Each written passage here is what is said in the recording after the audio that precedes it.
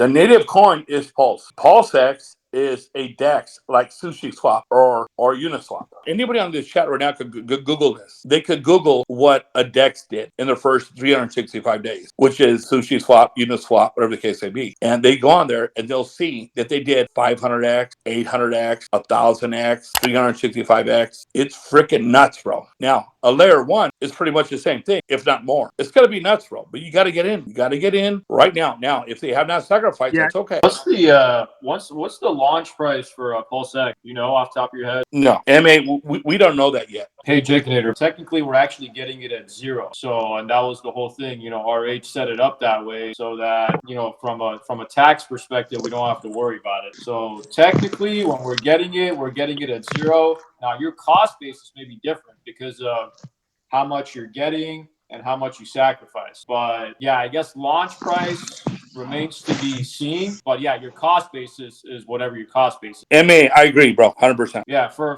Pulse though, I don't know if that's the same thing. Is it the same situation for Pulsex as well? Yep. Okay. I think the number one advantage, though, is obviously the size of our community and the power of our community. I think Pulsechain is going to deploy with 150,000 to 200,000 users. I don't know that there's ever been an EVM that's done that. That's pretty amazing. And second, so that would, if I had to categorize it by like first, second, third, fourth, I mean, it's the size of our community right out of the gate, the size of our users. If you don't have users, it doesn't matter, the tech, right? And then Richard, number two, we've got Richard Hart.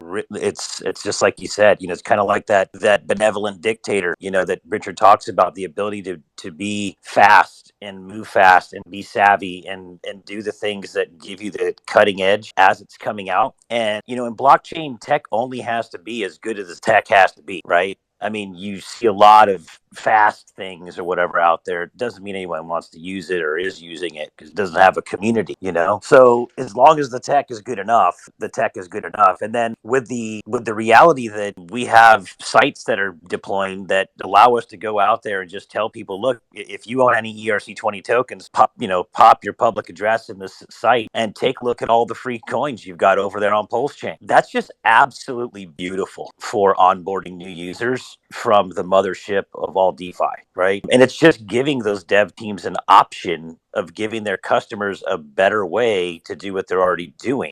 They don't have to take up that option, but it's just there. Richard has given everyone an option. I think that people appreciate having options. They may not, use it, but it's there. And I think as it builds credibility and people see that it's secure, it'll work really, really well. So the ease of use in terms of not having to use a bridge as well, just use the RPC, add it to your MetaMask. Here's a, faucet, and you're off to the races with your free PRC20 token, So, and then we've got all these amazing protocols. The question is, how many protocols do we actually need in crypto? Like, what do we use? We use Hex, and what are you going to use? You're going to use a couple other things. Okay, we've got Maxine, we got Hedron, we've got Fiat, we've got these awesome, we got liquid loans, we got all these amazing protocols that allow us to do what we need to do to make money, and there's just tons more coming. So what prevents someone from coming to Pulsechain is really the question, in my opinion. It's what would prevent somebody from coming. Well, this bear market has shown that the emperor has no clothes. Most of this shit's bullshit, and Richard's basically one of the shining cities on the hill in terms of a name above all names in crypto at this point.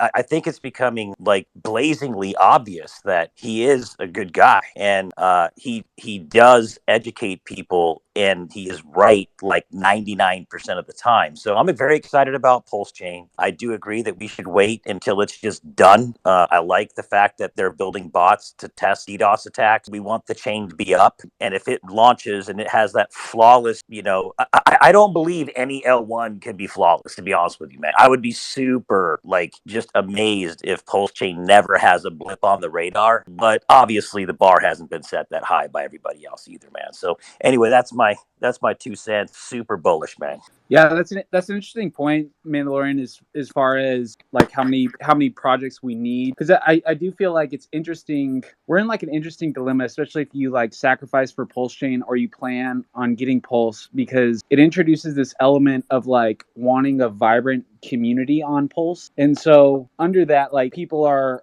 obviously supportive of new things coming over. And yeah, I think it is overall net positive. Like we do want an active chain. And I think it's gonna be interesting to see like developer numbers, you know, in a year or two from now. Because I do feel like that is when these other chains are being compared, that number is something that people look to as far as like chain activity. But I don't always agree with that, because what does that number mean in a way? But I don't know. What are you guys' thoughts? Is that a critical number to look at the health of a chain, is like developer count? No, I think that the health of the chain is if users are paying to use it. So if there's just like a lot of activity on it, that's the like once we start complaining, like to me the threshold of success for Pulse Chain is if we start complaining about the fees, like because that's like the blocks are the product, the blockchain is selling you the product, and so successful blockchain will have a lot of customers that are willing to pay to use it, because that means that if you're willing to pay a lot to use the chain, one, that means that most of the capacity is taken up, and two, that